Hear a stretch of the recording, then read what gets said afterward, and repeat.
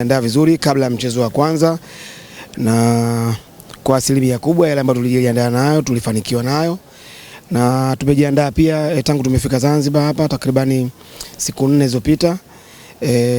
Tumejiandaa vizuri, kwanza kurekebisha kasoro ambazo zilitokeza kule Cameroon, lakini pia kutengeneza mipango halisi ya kucheza nyumbani, kwa sababu unapocheza nyumbani ni maana yake ni kwamba unatakiwa utafute matokeo mazuri kwa kushambulia muda wote wa mchezo, lakini pia kujihadhari kwa sababu wageni nao watatafuta goli la ugenini kama ambalo sisi tumelipata kule kwao. Lakini yote kwa yote, kwa upande matayarisho, kiufundi, kimbinu, timu iko vizuri. Tumebakia na hatua za mwisho kama ambavyo umeona Mheshimiwa Waziri amekuja. Hichi ni kipengele cha saikolojia ya wachezaji.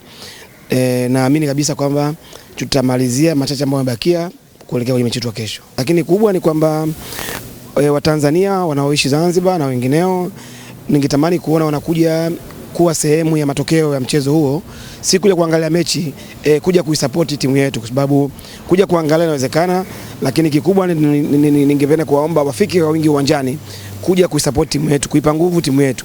Ile sema ambayo imepungua kwa wachezaji wetu, hiyo ni nafasi yao wao kuhakikisha kwamba sisi tunakuwa tuko nyumbani, na kuwa nyumbani lazima ionekane kwamba tuko nyumbani.